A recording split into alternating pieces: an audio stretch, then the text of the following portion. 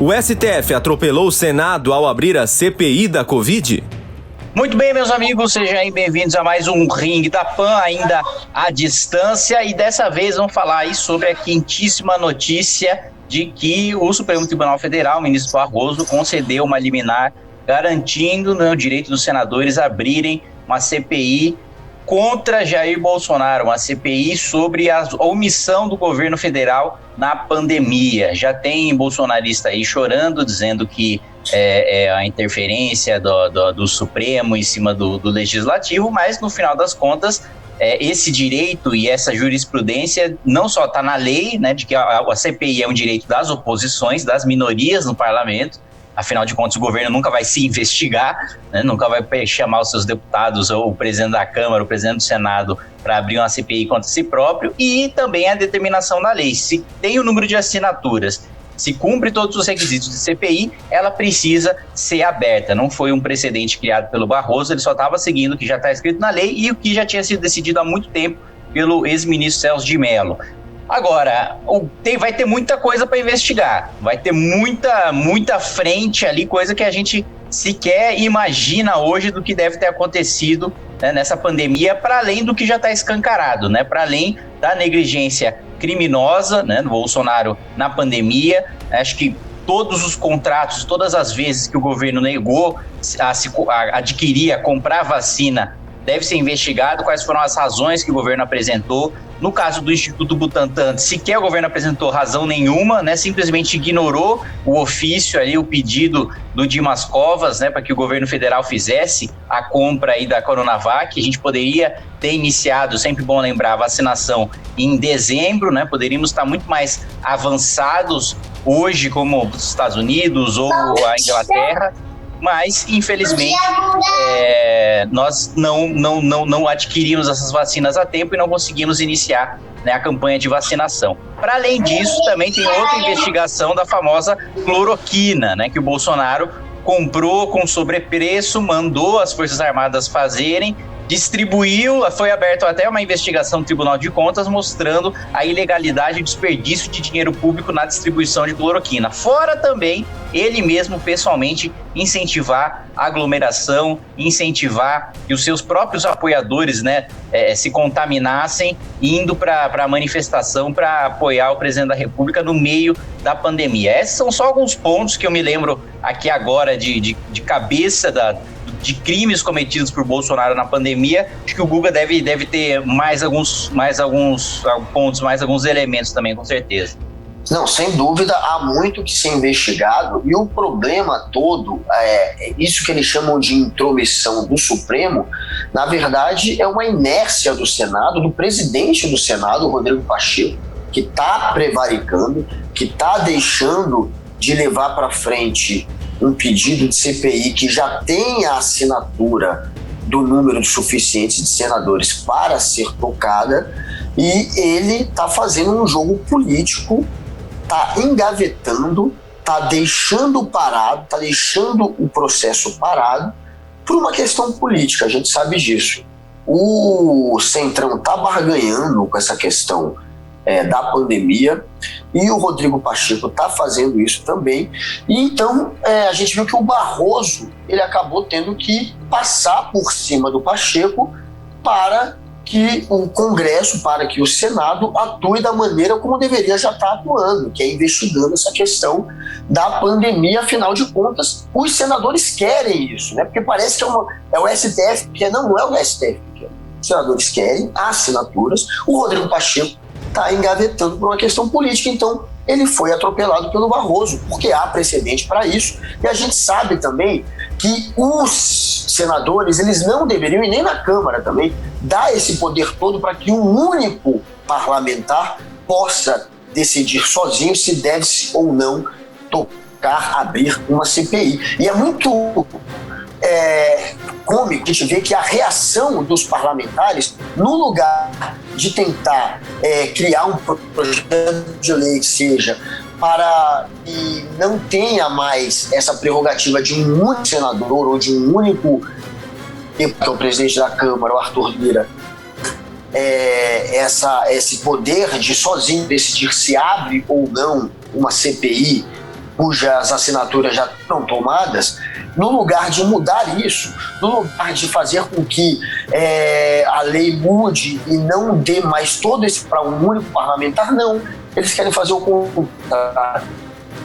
Eles querem acabar com as decisões monocráticas do STF. Eles querem ir para cima do STF. Eles querem desligar do Supremo. Eles querem permitir que um único senador e um único deputado continue tendo todo esse poder em mãos. A gente viu que o Rodrigo Maia também, no papel de presidente da Câmara, também fez isso. Ele também engavetou uma série de pedidos de CPI e de pedidos de impeachment e simplesmente prevaricou também. Fez um jogo político em cima disso. E agora o Rodrigo Pacheco está se apequenando. Era alguém que a mídia, que a opinião pública, que os próprios parlamentares apostavam que seria alguém independente, até mais que o Arthur Lira, e não, ele está se comportando agora como um espertalhão, né? Como alguém que, se precisar sentar em cima de impeachment, se precisar sentar em cima de CPI para fazer barganha política, ele senta. Então, que bom que o Barroso veio com essa decisão. E agora eu espero que sim, que se cumpra essa função parlamentar de fiscalizar o executivo, ainda mais nesse momento em que o executivo está, sim, deixando de cumprir a sua principal função, que é salvar a vida dos brasileiros, controlar essa pandemia. A gente tem um governo completamente irresponsável, que teve, sim, a intenção de espalhar essa doença desde o início, acreditando numa imunização de rebanho e achando que assim a economia seria menos afetada, espalhou uma série de tratamentos que são ineficazes e mesmo hoje, sabendo que apostou numa narrativa errada, segue querendo apostar nela ainda, segue querendo fazer com que o Brasil caminhe nesse sentido de evitar isolamento, de evitar distanciamento social, e continua assim, espalhando a doença e até mesmo falando em cloroquina. Um remédio já banido de praticamente todos os países nos protocolos de atendimento à Covid. Então, Barroso foi alguém corajoso nesse caso, e eu espero que o Congresso não retalie o Supremo, não retalie a Justiça e faça o papel deles de, enfim, criar uma CPI para apertar o Bolsonaro. Afinal de contas, a gente sabe que o Bolsonaro também está tocando essa estratégia torta, essa estratégia mal feita, em cima de fake news, em cima da desinformação, graças a um Congresso que está sendo frouxo também, que estava pelo menos sendo frouxo, não estava apertando ele, nem com pedido de impeachment e nem com CPI. Inclusive o Tasso Gereissati, o senador, ele disse, né, isso, que era importante ter uma CPI para que o Bolsonaro se sinta obrigado a seguir a ciência e entenda que, se continuar indo para esse caminho do descontrole, pode inclusive perder o mandato, ser investigado criminalmente, e isso é importante, sim. Que bom que está acontecendo aqui. E ainda você tem o discurso, né, de os bolsonaristas, mas e a CPI Lava-Toga, então, também vão ser obrigados a instalar? Vale lembrar, né, que a CPI Lava-Toga não tem assinaturas suficientes, porque o Flávio Bolsonaro não só não assinou, como mandou seus colegas senadores não assinarem, né, justamente porque o Bolsonaro estava naquela lua de mel com o Supremo, era churrasco lá, assistir o jogo do Palmeiras junto com o Toffoli, nomeou, vamos lembrar, até pouco tempo atrás, você tinha advogado-geral da União, você tinha ministro da Justiça, ex-assessor de Toffoli e ex-assessor de Gilmar Mendes, né? Então você tinha indicações do Supremo no governo Bolsonaro, com o gado bolsonarista fazendo aquele discurso de fechar Supremo, de não sei o que, é o nosso presidente que está fazendo enfrentamento, e não está fazendo enfrentamento coisa nenhuma, né? Então, vocês querem que a mesma decisão do Barroso sirva para a CPI da Lava-Toga, pede para o Flávio Bolsonaro assinar. Agora, eu duvido muito que ele vá assinar qualquer CPI, qualquer coisa contra o Supremo, porque tem rabo preso, não tem independência para peitar quem quer que seja. E mais, eu concordo com a crítica de que você tem muita decisão monocrática de ministro Supremo, muita decisão liminar, e que a maior parte delas deveria passar pelo plenário. Mas vale lembrar que nesse caso do Barroso, ele só não mandou diretamente para o plenário porque o plenário estava tomado pelo julgamento da abertura das igrejas, e antes de dar a liminar, ele consultou a maioria dos ministros que deve confirmar essa liminar, né, já nessa próxima semana, na semana que vem. Ainda mais depois que o Bolsonaro não só criticou a decisão, que criticar a decisão, tudo bem, tranquilo, faz parte do jogo democrático, mas atacou pessoalmente o ministro Barroso. Isso aí, com certeza, sempre dá errado você ir pro pessoal contra o ministro do Supremo, sempre gera sentimento de corpo, e o Bolsonaro tá se sentindo ali corajoso demais. Eu incentivo, eu acho que realmente ele tem que ir pra porrada mesmo, ele tem que acreditar no seu próprio potencial, vai lá, né, critica pessoalmente mesmo os ministros do Supremo, que nada vai dar errado. Bolsonaro pode ir na fé, pode ir na confiança, que isso aí sempre deu certo, né? Não só no seu mandato, como em outros mandatos também. Sempre que o presidente da República foi para um ataque pessoal contra o ministro do Supremo, a corte reagiu muito bem. Eu acho que ele deve continuar, tem que manter isso aí, como diria nosso ex-presidente Michel Temer. O Daniel Silveira quis imitar o Bolsonaro nessa sanha de querer atacar o STF, acabou no xilindró, passou do ponto, falou demais, e ele, na verdade, estava... E acabou abandonado pelo Bolsonaro ainda. Abandonadíssimo por todos, até pelo Eduardo Bolsonaro. Todos aqueles que faziam um discurso contra o que eles chamam de sistema, contra, no caso, o STF, agora estão um pouquinho mais quietinhos, estão um pouquinho mais pé atrás, como deveriam estar, porque você não pode ameaçar, intimidar um outro poder. Como o Daniel Silveira e como o Bolsonaro também, ele faz isso o tempo inteiro.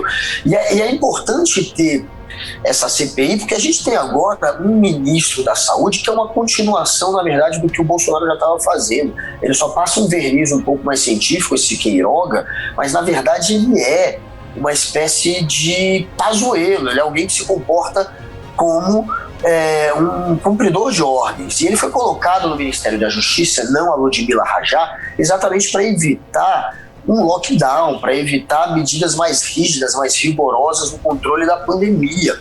O Bolsonaro não tinha mais como seguir um discurso anti-vacina.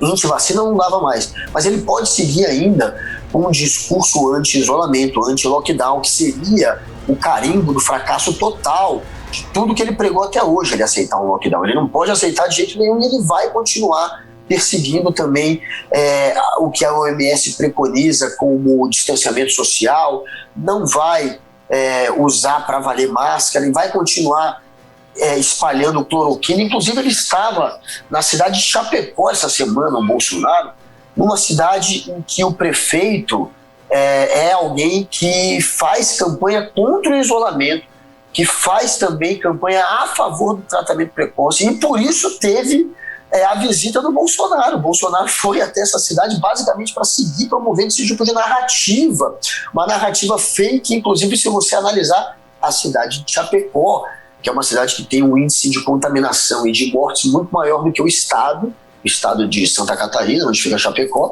e o resto do Brasil, inclusive, e que só conseguiu controlar recentemente a doença quando, enfim, o prefeito topou colocar para frente algumas medidas de restrição, medidas de isolamento, enfim. Só depois disso eles conseguiram controlar um pouco essa questão da pandemia lá. Mas mesmo assim, o Bolsonaro foi até essa cidade, mais uma vez espalhando uma mentira de que, graças a tratamento precoce, a cidade de Chapecó tinha controlado a doença, espalhou mais uma vez essa fake news, e isso foi essa semana. Então a gente tem o Bolsonaro persistindo numa narrativa fantasiosa de tratamento precoce e de sabotar o isolamento social, e a gente tem o ministro Queiroga, que também segue fazendo esse tipo de narrativa, atacando não, mas se colocando contra o isolamento, dizendo que não tem como ter lockdown no Brasil,